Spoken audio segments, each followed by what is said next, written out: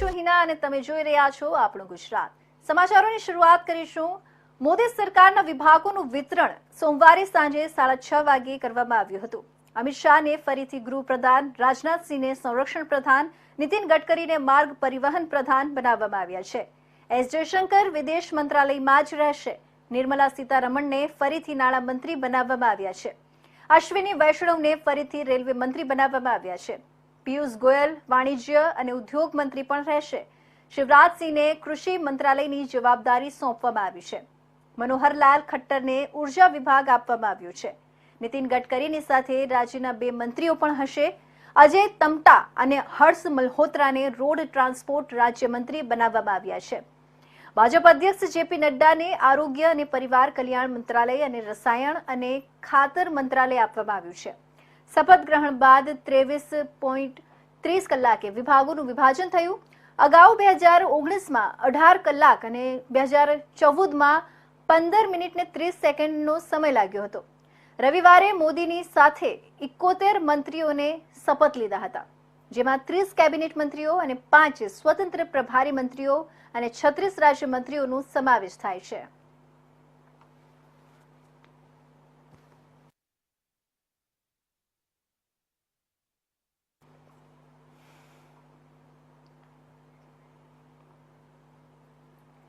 તો મોદી કેબિનેટે તેની પ્રથમ બેઠકમાં ગરીબો માટે 3 કરોડ નવા મકાનો બનાવવાની મંજૂરી આપી છે. પ્રધાનમંત્રી આવાસ યોજના હેઠળ ગામડાઓ અને શહેરોમાં બનેલા આ ઘરોમાં શૌચાલય, વીજળી, પાણી અને ગેસ કનેક્શન હશે. છેલ્લા 10 વર્ષમાં આ યોજના હેઠળ કુલ 4 કરોડ 21 લાખ મકાનો બની ચૂક્યા છે. યોજના હેઠળ કેન્દ્ર અને રાજ્ય સરકાર તરફથી મકાન બનાવવા માટે આર્થિક સહાય આપવામાં આવે છે. મોદી 3.0ની પ્રથમ કેબિનેટ બેઠક પીએમ આવાસ પર યોજાઈ હતી, જેમાં તમામ કેબિનેટ મંત્રીઓએ ભાગ લીધો હતો. પીએમ મોદીએ વડાપ્રધાન કાર્યાલય પીએમઓ પહોંચીને કાર્યભાર સંભાળ્યો હતો. તેમણે સૌથી પહેલા કિસાન સન્માન નિધિની ફાઇલ પર સહી કરી કેન્દ્રની ખેડૂત કલ્યાણ યોજના હેઠળ દેશના 9.3 કરોડ અને ખેડૂતોને વાર્ષિક ₹6,000ની આર્થિક સહાય આપવામાં આવી છે. આને કિસાન સન્માન નિધિ કહેવામાં આવે છે. મોદીએ સોમવારે તેના 17મા હપ્તાને મંજૂરી આપી હતી. જ્યારે તેઓ સોમવારે પીએમઓ પહોંચ્યા ત્યારે કર્મચારીઓએ તેમનું સ્વાગત કર્યું હતું. તેમણે કર્મચારીઓને કહ્યું કે તેઓ જણાવે છે કે કામ કેવી રીતે વધુ સારી, ઝડપી અને વધુ સારી રીતે કરી શકાય. તમે તમારી જાતને એક દ્રષ્ટિ માટે સમર્પિત કરવામાં કોઈ કસર છોડી નથી. હું નવી ઉર્જા, નવી હિંમત સાથે આગળ વધવા માંગુ છું. હું રોકવા માટે જન્મ્યો નથી.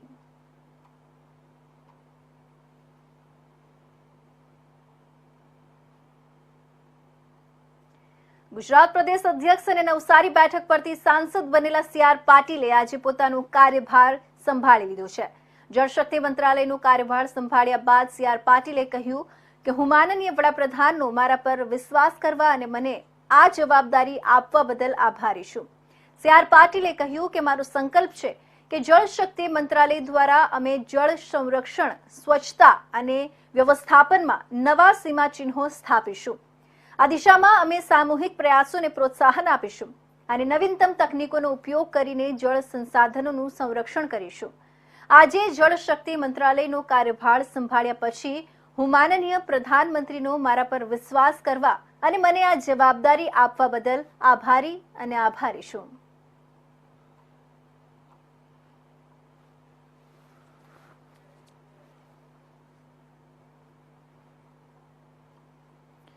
સુરતમાં ડુમસ વિસ્તારમાં સરકારી જમીન ખોટી રીતે ખાનગી વ્યક્તિઓના નામે ચઢાવીને 2,000 કરોડના જમીન કૌભાંડ મામલે સરકાર એક્શનમાં આવી છે.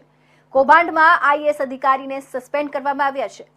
સુરતમાં કલેક્ટર તરીકે ફરજ બજાવતા સમયે સરકારી જમીન વેચીને મહેસૂલ વિભાગને નુકસાન પહોંચાડવાના આરોપમાં રાજ્ય સરકારે હાલ વલસાડના કલેક્ટર તરીકે ફરજ બજાવી રહેલા આયુષ ઓકને સસ્પેન્ડ કર્યા છે.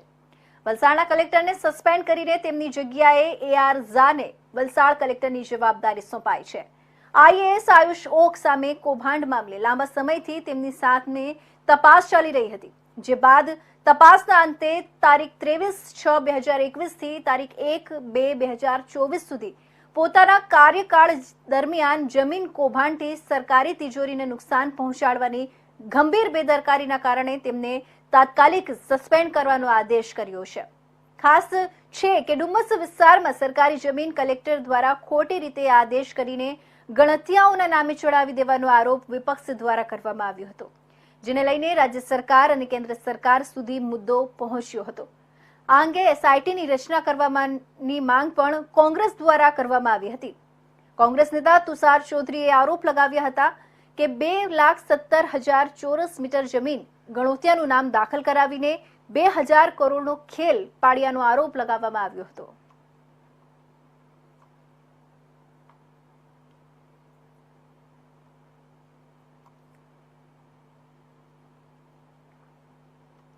રાજકોટમાં અગ્નિકાંડ બાદ રાજ્યમાં તમામ સ્થળોએ ફાયરને લઈને તંત્ર એલર્ટ જોવા મળી રહ્યું છે, ત્યારે અરવલ્લી જિલ્લાના મોડાસા ખાતે સાબરમતી ગેસના સીએનજી પંપ પર આગ લાગવાની ઘટનાની મોક ડ્રીલ યોજાઈ હતી।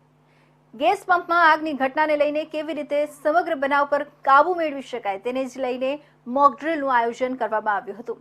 ગેસ લીકેજિંગ અને આગની ઘટના બને તો તેવા સમયે ગેસ પંપનો સ્ટાફ ફાયર વિભાગને સાથે રાખીને મહત્વનું નુકસાન અટકાવી શકાય તેવા પ્રયાસ કરવામાં આવ્યા હતા। આ મોક ડ્રીલમાં મોડાસા નગરપાલિકા અને 108ના સ્ટાફે સરાહનીય કામગીરી નિભાવી મોક ડ્રીલ કરી હતી। આજરોજ તારીખ 11 જૂને સાબરમતી સ્ટેશન પર ગાડીમાં ગેસ લીકેજ થતાં સીએનજી સ્ટેશન પર આગ લાગવાનો એક કોલ મોડાસા નગરપાલિકાને મળેલો હતો। તરત ફાયર વિભાગની ટીમ તાત્કાલિક સ્થળ પર આવી ત્યારે એક મોકડ્રીલનું આયોજન હતું એ રીતનું એ હતું તો ફાયર વિભાગ દ્વારા તાત્કાલિક આવી અને 2 ગાડી સાથે ફાયર ફાઇટિંગ કરી અને એક સરસ રીતે આગ લાગે સીએનજી સ્ટેશન પર તો કઈ રીતની આગ બુઝાવવાની કામગીરી થાય એ મોકડ્રીલ કરવામાં આવી। શું આમાં ગેસમાં શું કાળજી રાખવી જોઈએ? ગેસમાં એક તો સૌ પ્રથમ તો કે એના જેટલા પણ વાલ છે ને જે બધું છે લીકેજમાં છે કે નથી એની પૂરી કાળજી રાખવી પડે અને મેઇન વસ્તુ છે કે શોર્ટ સર્કિટ વાયરિંગ એનું। તો આ તરફ જૂનાગઢ જિલ્લાના માંગરોળ તાલુકામાં છેલ્લા ઘણા સમયથી પથ્થરની ખાણો બે રોકટોક ચાલતી હોવાની અનેક વખત ફરિયાદ ઉઠી છે અને આ ખાણોના કારણોની આજુબાજુ વિસ્તારના ખેતરોમાં ધૂળો ઉડવાથી ખેતરોમાં ભારે નુકસાની થઈ જાય છે અને પાક પણ ધૂળથી દટાઈ જાય છે, જ્યારે આજુબાજુ રહેણાંક વિસ્તારમાં પણ લોકો ભારે મુશ્કેલીનો સામનો કરવો પડે છે। પરંતુ બે રોકટોક ખાણો ધમધમતી જોવા મળે છે, પરંતુ તપાસના નામે મીંડું। આજે શાપુર ગામના લોકોએ મામલતદાર માંગરોળને લેખિતમાં રજૂઆત કરી ખાણો બંધ કરવાની માંગ કરી છે, જ્યારે ખાસ વાત કરીએ તો માંગરોળ પંથકમાં સીલ, સાંગાવાડા, દિવાસા સહિતના વિસ્તારોમાં ગેરકાયદેસર ખાણો ચાલતી હોવાની પણ આશંકા છે, પરંતુ કોઈ તપાસ નહીં। જ્યારે દિવાસાની લઈને ચોરવાડ, ગળુ સહિતની દરિયાઈ પટ્ટીના વિસ્તારોમાં ગેરકાયદેસર ખાણો ધમધમતી હોવાની આશંકા છે, પરંતુ ખાણ ખનીજ વિભાગ ઘોર નિંદ્રામાં પોઢી રહ્યા છે કે કેમ, પછી આંખ આડા કાન કરી રહ્યા છે, આવી અનેક ચર્ચાઓ સંભળાઈ રહી છે।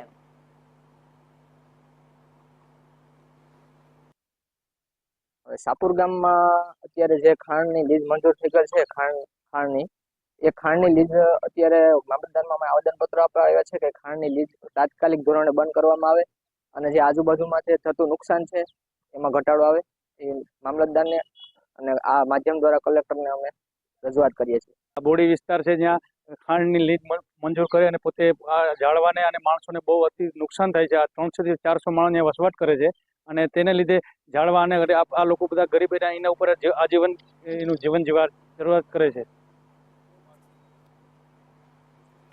તો સાબરકાંઠા જિલ્લામાં આ વર્ષે 82,000 હેક્ટરથી વધુ ઘઉંનું વાવેતર કરવામાં આવ્યું હતું, જેમાં આ વર્ષે કમોસમી વરસાદે પણ ઘઉંના પાકને નુકસાન પહોંચાડ્યું હતું। ત્યારે મહા મહેનતે ખેડૂતોએ ઘઉંનો પાક ઊભો કર્યો હતો, જ્યારે ઘઉં તૈયાર થયા ત્યારબાદ સરકારના ટેકાના ભાવે રજીસ્ટ્રેશન કરવા પહોંચ્યા।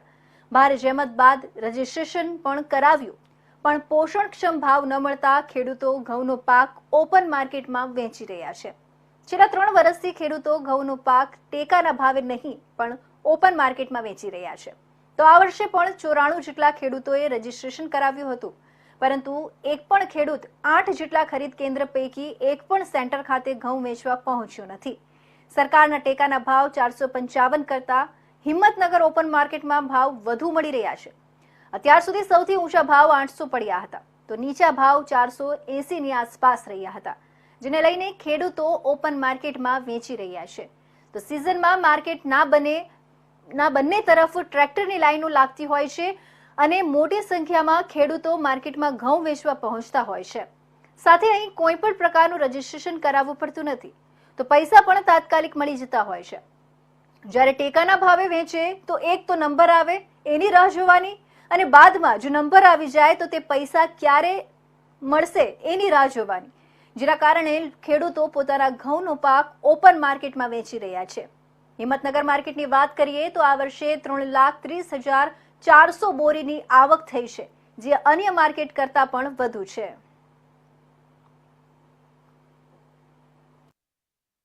છેલ્લા 2-3 વર્ષથી તો હવે ખેડૂતોને છે ને અનાજ વેચ્યું છે. સરકાર એક બાજુ એમ કહે છે કે અમે ખેડૂતોને છે ને કે ડબલ ભાવ આપવા માગીએ છીએ, જ્યારે અત્યારે પરિસ્થિતિ છે ને એનાથી વિપરીત છે કે ખુલ્લા બજારમાં જે ઘઉં અથવા મગફળી અથવા બાજરીના જે પાકના ભાવ મળી રહ્યા છે ટેકાના ભાવ કરતાં છે ને ખુલ્લા બજારમાં ભાવ વધારે છે.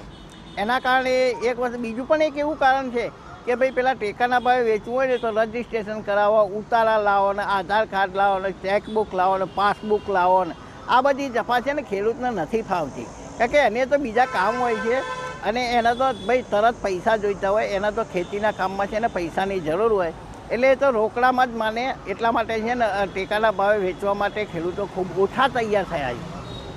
ખેતીવાડી ઉત્પન્ન બજાર સમિતિ હિંમતનગરમાં 3,30,400 બોરીની આવક થયેલી છે, જ્યારે ખેડૂતોને સારા એવા ભાવ મળે છે. અહીંયા આગળ 800 રૂપિયા ઊંચામાં ઊંચો 800 રૂપિયા ભાવ પડેલો છે અત્યાર સુધીમાં, અને ખેડૂતો સંતોષ છે. 3,30,400 બોરીની. હા, ટેકા કરતાં વધારે ભાવ છે. 800 રૂપિયાનો ભાવ પડેલો છે અહીંયા આગળ ઊંચામાં, અને નીચામાં 480 રૂપિયાનો ભાવ પડેલો. અત્રેના જિલ્લામાં ઘઉંના કુલ 94 ખેડૂતોનું રજીસ્ટ્રેશન હતું.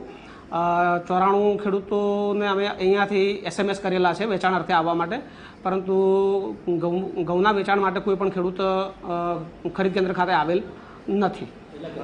ઘઉંના અત્રેના જિલ્લામાં 8 ખરીદ કેન્દ્રો હતા અને ટેકાનો ભાવ છે 455 રૂપિયા પ્રતિ મણ. ખેડૂતો વેચવાના એના પાછળનું કારણ શું હોય છે? ખેડૂતો વેચાણ અર્થે ન આવ્યા હોય એનું કારણ અમારા માનવા મુજબ એવું કે બજારમાં પોષણક્ષમ ભાવો તેમને મળી રહ્યા હોય તો સરકારશ્રીના ખરીદ કેન્દ્રો ખાતે વેચાણ અર્થે ના આવ્યા હોય. કેટલા વર્ષથી સાહેબ ખેડૂતો વેચવા આવતા નથી? યુક્રેનનો ભાવ લગભગ 2022, 23 અને આ 24 3 વર્ષથી ઘઉંના ખેડૂતો વેચાણ અર્થે આવેલા નથી. તો આ દ્રશ્યો છે ગીરની પ્રખ્યાત કેસર કેરીના બગીચાઓના, કે જે દેશ વિદેશમાં પ્રખ્યાત છે. કેસર નામ સાંભળતા જ ભલભલાના મોંમાં પાણી આવી જાય, પરંતુ છેલ્લા કેટલાક વર્ષોથી કેસર કેરીના ઉત્પાદનમાં સતત ઘટાડાના કારણે ખેડૂતો કરજદાર બન્યા છે. આથી પોતાના બાળક કરતા વિશેષ માવજત કરી ઉછરેલા આંબાના ઝાડ પર કરવત ફેરવી રહ્યા છે. જોકે આંબાના વૃક્ષો તલાલા ગીરના સુરવા, ઘાવા, ચિત્રાવળ, હળમતિયા, વાડલા સહિતના ગામોમાં પણ કપાઈ રહ્યા છે. કેસર કેરીના આંબાના બગીચાઓ નષ્ટ કરતા ખેડૂતોનું કહેવું છે કે છેલ્લા 5 વર્ષથી કેરીના પાકમાં ઉત્પાદન ઘટી રહ્યું છે. ગ્લોબલ વોર્મિંગની અસર અને કમોસમી માવઠાના મારથી કેરી પકવતા બાગાયતી ખેતો દિન પ્રતિદિન નુકસાનીના ખપ્પરમાં હોમાઈ રહ્યા છે. ગત વર્ષ આંકોલવાડી ગીર ગામે 20 વીઘાના આંબાના બગીચામાં 300થી વધુ આંબાના વૃક્ષોનું કટિંગ થયું હતું. તો આ વર્ષ પણ આ ધાવા સહિતના અન્ય ગામના ખેડૂતોના મતે પોતાના બાળકની જેમ ઉછરેલા આંબાના વૃક્ષો પર કરવટ ચલાવવા અમારું પણ કાળજું કંપે છે, પરંતુ ના છૂટકે આ કરવું પડી રહ્યું છે. છેલ્લા 5 વર્ષથી આંબાના બગીચાઓમાં ખર્ચ સામે નુકસાની વેઠવી પડી રહી છે, માટે આંબાના વૃક્ષો કાપી અન્ય પાક તરફ વળી રહ્યા છે. તો આંબા કટિંગ કરતા મજૂરોને પણ રોજગારી મળી રહી છે. તારડા તાલુકાના ધાવા ગામ ગીરથી હું જસમતભાઈ ધનજીભાઈ અંટાળ એક ખેડૂત બોલું છું. આજે અમારો વિસ્તાર 100% બાગાયત વિસ્તાર છે. આ છેલ્લા 5-6 વર્ષથી આ જે હવામાનમાં બદલાવ આવ્યો, વાવાઝોડા, અનિયમિત વરસાદ, ગ્લોબલ વોર્મિંગ જે હવામાનના હિસાબે આજે આંબાની અંદર એ જે 25, 30 કે 40 વર્ષનો આંબો છે એમાં 20 કિલો કેરી પણ નથી બેસતી. તો દવાનો ખર્ચો, ખાતરનો ખર્ચો અને મજૂરી ખર્ચ પણ નીકળતું નથી. તો એને હિસાબે આજે જો આ વિસ્તાર છે, જે અમારા ગામની અંદર આજે 100 વીઘાના બગીચાનું કટિંગ થઈ રહ્યું છે અને ચીલે ચાલુ ખેતી કરવા ખેડૂતો માગે છે. બાગાયતમાં 1 પણ રૂપિયાનું વળતર નથી, ઉલટાનો ખર્ચો કરીએ તો વળતર મળતું નથી. તો ગવર્મેન્ટે આમાં થોડુંક ધ્યાન દઈ અને થોડુંક ખેડૂતોને આંબા ન કપાય, નો કટિંગ થાય તો એનું ધ્યાન આપવું જોઈએ, જેથી કરીને પર્યાવરણ બચે. અત્યારે જેટલો ફોરેસ્ટ વિસ્તાર છે એટલો પણ બાગાયત વિસ્તાર છે. જો આ વિસ્તાર નીકળી જશે તો પર્યાવરણને પણ મોટું નુકસાન થશે. માટે ખેડૂતોને આંબા ન નીકળે માટે સરકારશ્રીએ થોડુંક પ્રોત્સાહન કરી અને આંબા ન નીકળે એવી વ્યવસ્થા સરકારે કરવી. ઘરનો બગીચો છે, બગીચામાં કેરી કંઈ થતી નહીં એટલે બગીચો અમે કાપી નાખ્યો છે. ઘણા ખર્ચાના ન હતા, સરકાર કોઈ જાતની સહાય ન આપતી, તો શું કરવું અમારે? તો 20 વીઘાનો બગીચો હતો અને 50 વર્ષના ઝાડવા હતા, એ 350 ઝાડવા હતા એક બગીચામાં 20 વીઘા. હવે ખેતી જ કરવી પડે, શું કરવું બીજું? તમને નહીં, કોઈ જાતની રાહત જ નથી મળી, નહીં કોઈ નહીં. તો આ તરફ કાંકરેજ તાલુકાના કસલપુરા તાલુકાની સીમમાંથી પસાર થતી અને જીવાદોરી ગણાતી બનાસ નદીના પટમાં રેતી ખનન કરતા તત્વો સામે પાલનપુર ખાણ ખનીજ વિભાગની લાલા કરતા ભૂમાફિયાઓમાં ભારે ફફડાટ ફેલાયો છે, જેમાં 1,75 લાખ રૂપિયાનો મુદ્દામાલ જપ્ત કરી કાંકરેજ તાલુકાના કસલપુરાની બનાસ નદીના પટમાંથી બિનઅધિકૃત રીતે રેતી ખનન ઝડપાયું છે, જેમાં ડમ્પર, હિટાચી મશીન સહિત કુલ મળીને 7 વાહનો જેની અંદાજિત કિંમત 1,75 લાખ રૂપિયાની થાય છે, જે તમામ મુદ્દામાલ સીઝ કરીને દંડનીય કાર્યવાહી હાથ ધરવામાં આવી છે. ત્યારે હવે કાંકરેજ તાલુકાની બનાસ નદીમાં રાત દિવસ સતત પ્રયત્નશીલ રહી રેતી ખનન કરતા તત્વોમાં ભારે ફફડાટ ફેલાઈ જવા પામ્યો છે અને હવે આવા સંજોગોમાં બિનઅધિકૃત રીતે રેતી ખનન બાબતે પાલનપુર ખાણ ખનીજ વિભાગના અધિકારીઓ અને પાલનપુર એસઓજી પોલીસે સંયુક્ત રીતે ઓપરેશન કરીને ભૂમાફિયાઓ સામે કડક કાર્યવાહી કરવામાં આવી હતી.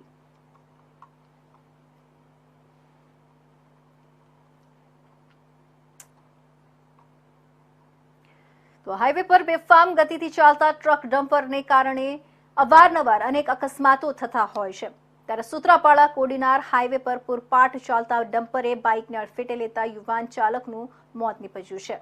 છેલ્લા 3 દિવસમાં હાઈવે પર અકસ્માતમાં 2 યુવાનોના મોત નીપજ્યા છે, જેના કારણે સ્થાનિકોમાં ભારે રોષ જોવા મળી રહ્યો છે. સ્થાનિકોએ હાઈવે પર બેસીને ચક્કાજામ કરી દીધો છે. આ હાઈવે પર 300 થી વધારે ટ્રકોના પૈંડા થંભી ગયા છે. આ સાથે સ્થાનિકો મૃતકનો મૃતદેહ લઈને હાઈવેની વચ્ચે જ બેસી ગયા છે. આ લોકોએ ચીમકી ઉચ્ચારી છે કે જ્યાં સુધી અમારી માંગ નહીં સંતોષાય ત્યાં સુધી મૃતકનો મૃતદેહ અહીંથી નહીં હટાવીએ અને તેમનો અગ્નિ સંસ્કાર પણ નહીં કરીએ. તો બીજી બાજુ હાઈવે પર આટલો ચક્કાજામ થયાના કલાકો સુધી તંત્રનો કોઈ અધિકારી અહીં ફરક્યો નથી. કલાકથી તો અમે ડેડ બોડી લઈને બેઠા છે. આમ તો કાલ રાતના 10 વાગ્યાના અમે બેઠા છે. હવે કલાકમાંનો નિવારણ નહીં આવે તો આ ડેડ બોડી લઈ ને બૈરાવને અહીં બેસાડશું ને અમે સીધા એડીએમમાં જશું ને અડધા બૈરા જશે મામલતદાર ઓફિસે. કોઈ અધિકારીઓ આવ્યા છે? કોઈ અધિકારી હજી સુધી આવ્યા નથી. પોલીસ પણ અત્યારે આવી, રાતના કોઈ પોલીસ આવેલી નથી. અત્યારે અધિકારી તો રાતના તો શું અત્યારે પણ 2 કલાક સુધીમાં આવ્યા નથી. આગળ તો એડીએમમાં જાઉં, પછી બીજું તો કોડીનારના કોળી સમાજને આ લોકોને ખબર જ છે કે શું કરી શકીએ, પછી અમારા ઓલા ઉપર આવવું પડે, એ બધું થશે.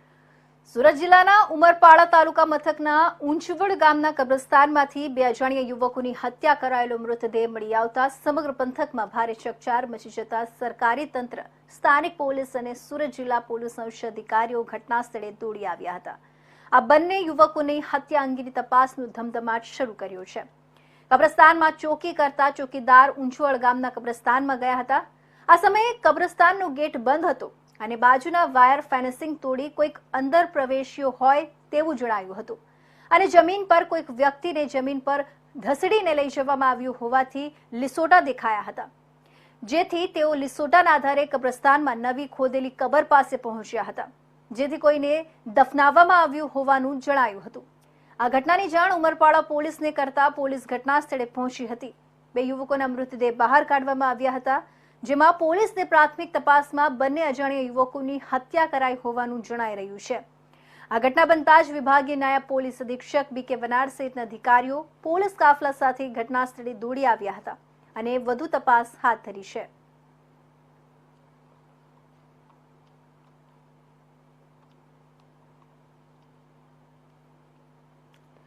તો અમીરગઢ તાલુકાના 4 લેન હાઈવે પર વાહન ચાલકે રોડ ક્રોસ કરી રહેલા આધેડને અડફેટે લેતા તેઓનું મોત થયું હતું. અમીરગઢ તાલુકાના 4 લેન હાઈવે પર આવેલા ગંગાસાગર ગામના પાટિયા પાસે એક આદિવાસી આધેડ રોડ ક્રોસ કરી રહ્યા હતા. તે દરમિયાન વાહન ચાલકે ટક્કર મારતા તેઓનું સ્થળ પર જ મોત થયું હતું. જ્યારે અમીરગઢ પોલીસ સ્થળ પર પહોંચી કાર્યવાહી હાથ ધરી હતી. જો કે અકસ્માત સર્જનાર વાહન ચાલક પોતાના વાહન સાથે પોલીસ સ્ટેશને હાજર થયો હતો.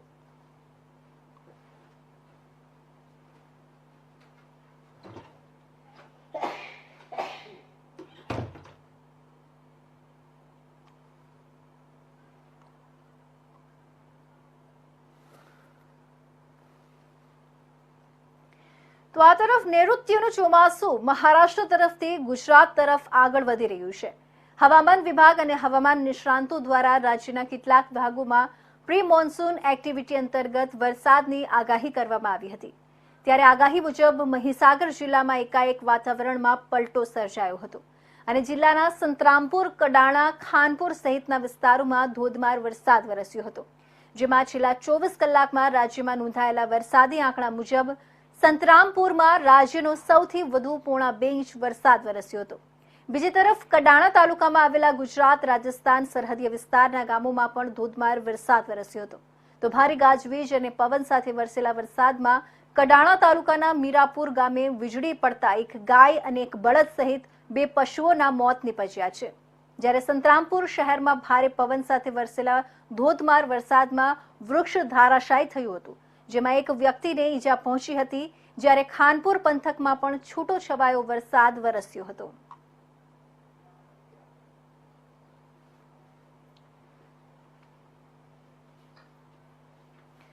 તો શહેરમાં આવેલા આરડી વરસાણી સંકુલમાં કચ્છી લેવા પટેલ સમાજની વાર્ષિક સાધારણ સભામાં વિવિધ મુદ્દે રજૂઆત કરવા બાબતે ડખ્ખો થયો હતો.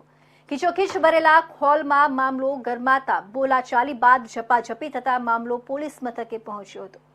કચ્છમાં પ્રતિષ્ઠિત માનવામાં આવતા કચ્છી લેવા પટેલ સમાજની બેઠકમાં થયેલો વિવાદ ઝપાઝપી અને મારામારી સુધી પહોંચી જતા સમગ્ર કચ્છમાં આ મુદ્દો ભારે ચર્ચાનો વિષય બન્યો છે. આ ઝપાઝપીના વિડીયો સોશિયલ મીડિયામાં વાયરલ થતા કચ્છી લેવા પટેલ સમાજની પ્રતિષ્ઠા પર લાંછન લાગ્યું છે. કચ્છી લેવા પટેલ સમાજની મીટિંગ મળી હતી, જેમાં કેટલાક યુવાનો સહિત સમાજના સભ્યોએ પોતાના વિચારો સમાજ સમક્ષ રાખવાનો પ્રયાસ કરતા સમાજના દાનવીર તરીકે ઓળખાતા કે પટેલ હોસ્પિટલના ટ્રસ્ટી ગોપાલ ગોરસિયા અને અન્ય ટ્રસ્ટીઓના ઇશારે ધમાલ મચાવી સમાજના યુવાનોનો અવાજ દબાવવાની કોશિશ થઈ હોવાના આક્ષેપ સાથે કેટલાક લોકો પોલીસ સ્ટેશને પહોંચ્યા હતા. પોલીસ સ્ટેશને પહોંચેલા લોકોએ આક્ષેપ કરતા જણાવ્યું હતું કે સમાજના દાતાઓ દેશ વિદેશમાંથી કરોડોના દાન પેટે આપે છે, પરંતુ વર્તમાન ટ્રસ્ટીઓ દ્વારા ક્યારેય તેનો હિસાબ કિતાબ રજૂ કરવામાં નથી આવતો. આક્ષેપ તો એટલા સુધી કરવામાં આવ્યા છે કે કોરોના કાળ દરમિયાન બની બેઠેલા સમાજના સેવાભાવીઓએ મન ફાવે તેમ લોકો પાસેથી નાણાં વસૂલ્યા છે. કોરોના દર્દી પાસેથી 3500 થી 4500 રૂપિયા રૂમનું ભાડું અને જનરલ સર્જનના બદલે કાનના ગળા વગેરેના સ્પેશિયલ ડોક્ટરોને રાખીને દર્દીઓ પાસેથી ઊંચા બિલ વસૂલવામાં આવ્યા હોવાનો આક્ષેપ કર્યો છે. બીજો એક મુદ્દો એ પણ સપાટી પર આવ્યો છે કે કે પટેલ હોસ્પિટલની તમામ પ્રોપર્ટીને એક વ્યક્તિના નામે કરવામાં આવી છે. એટલું જ નહીં, સમાજના લોકોને 30% ડિસ્કાઉન્ટ પણ આપવાની વાત હતી, તેનું પણ પાલન નથી થઈ રહ્યું. કેટલાક યુવાનોએ આવા મુદ્દા ઉજાગર કરવા સમાજની મીટિંગમાં પ્રયાસ કર્યો હતો, પરંતુ ચાલુ મીટિંગમાં જ બબાલ મચી જતા મામલો પોલીસ સ્ટેશને પહોંચ્યો હતો. આ સમગ્ર બબાલની પાછળ કચ્છી લેવા પટેલ સમાજના આગેવાન અને કે પટેલ હોસ્પિટલના ટ્રસ્ટી ગોપાલ ગોરસિયા અને તેમના મળતિયાઓનો હાથ હોવાનો ખુલ્લો આક્ષેપ કરાયો છે.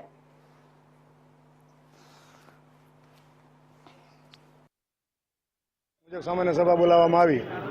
એમાં એજન્ડા મુજબ અમે અમારી રજૂઆત કરવાની હતી અને એજન્ડા માટેનો અમને એડવાન્સ અમે એમ લોકોને એક પત્ર આપેલો અને અમારી રજૂઆત માટે એમને વિનંતી કરી અને માઇક ઉપર ઊભા થયા. પ્રી પ્લાન મુજબ એ લોકોએ દર વર્ષે એમની કોઈ પણ ક્ષતિ ઉગાડી ના થાય, એમની પોલ ના ખુલે, જેના માટે કરીને તૈયાર કરેલા માણસો લાઉડ ઉપર માઇક ઉપર આવી ગયા અને હાથાપાઈ કરી. ખાસ કરીને શું માંગ હતી, શું રજૂઆત? અમારી રજૂઆત હતી સમાજને સ્પર્શતા પ્રશ્નો. દાખલા તરીકે 200 કરોડને ખર્ચે બનાવેલી હોસ્પિટલ છે, તો આપણા જ્ઞાતિજનોને ફાયદો શું? જ્ઞાતિજનોને 1 રૂપિયાનો ફાયદો કરવામાં આવતો નથી. અત્યારે સાંખ જોગીબાઈ દહીસરાનાને 2.5 કરોડથી 3 લાખનું 2.5 થી 3 લાખનું બિલ આપવામાં આવ્યું છે. કોઈ ફાયદો કરવામાં આવ્યો નથી. બીજા બિલમાં દહીસરાના એક ભાઈના ઘરવાળા નથી, લગ્ન કર્યા નથી, અપંગ છે, માનસિક અપંગ છે, કોઈ મકાન નથી, વાડી નથી, એમના પગ 1 વખત કાપવામાં આવ્યો, 2 વખત કાપવામાં આવ્યો, 3 વખત કાપવામાં આવ્યા, પછી 2.5 લાખનું બિલ બનાવવામાં આવેલ છે. એ ભાઈએ રિક્વેસ્ટ કરી કે ભાઈ મારી કોઈ પરિસ્થિતિ નથી. એમના ભાઈએ એ પણ મજૂરી કરે છે, ક્યાંકથી ઉધારા પૈસા લઈને 2.5 લાખનું બિલ ચૂક્યું. સમાજ માટે રિક્વેસ્ટ કરી તો રિક્વેસ્ટમાં એક ટ્રસ્ટી એમ કહ્યું તમારી પાસે 1.5 લાખ ખોટા લેવાના છે. બીજા ટ્રસ્ટી કે 80,000 તમારી પાસેથી ખોટા લેવામાં આવ્યા છે. આવી ગોળ વાતો કરી અને લોકોને ભરમાવે છે.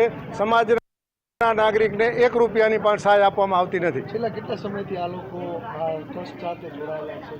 અત્યારે હાલમાં બેઠેલા ટ્રસ્ટીઓ, મૂળ ટ્રસ્ટીઓ જે છેલ્લા 30 વર્ષથી સમાજની સંસ્થાઓ સાથે જોડાયેલા છે, એ લોકોએ નક્કી કરેલું સમાજના નિયમ મુજબ દર 6 વર્ષે નિમણૂક બદલી જ આવી જોઈએ. પણ એ લોકો એજ્યુકેશનમાંથી મેડિકલમાં જાય, મેડિકલમાંથી યુવક સંઘમાં આવે, યુવકમાંથી સમાજમાં આવે, એટલે રોટેશનમાં પોતે ફરતા જાય. તે ઉપરાંત પોતાના સગા સંબંધી, મિત્રો, પરિવાર, પાડોશી, ભાગીદાર, ગામના એમને જ આપણે નિમણૂકમાં રાખે. મૂળભૂત આ કોણ લોકો છે આમાં? અત્યારે મેન બેઠેલા જે ગોપાલભાઈ છે, ગોપાલભાઈ માવજી ગોરસિયા, સમાજમાં બીજા કાર્યકર્તા છે કેસરાભાઈ, એક વસંતભાઈને રાખ્યો છે, તેમજ મનજીભાઈ કરીને એક સામંતરાના ભાઈ છે, એમ અન્ય 2-3 એક માંડવીના એકાદ ભાઈ છે. એ બધાએ પોતાનો મનમાની વહીવટ કરવા માટે પોતાના મળતિયાઓને કોર કમિટી મારફતે નિમણૂક અપાવે, કોર કમિટી મારફતે ટ્રસ્ટીઓ નિમણાવે અને આવી સામાન્ય સભામાં કોઈ બોલે નહીં એના માટે કરીને. તો અત્યારના મહત્વના સમાચારમાં બસ આટલું જ. ફરી મળીશું નવા સમાચારો સાથે. ત્યાં સુધી જોતા રહેજો ઇન્ડિયા ન્યૂઝ ગુજરાત, ગુજરાતની ધડકન.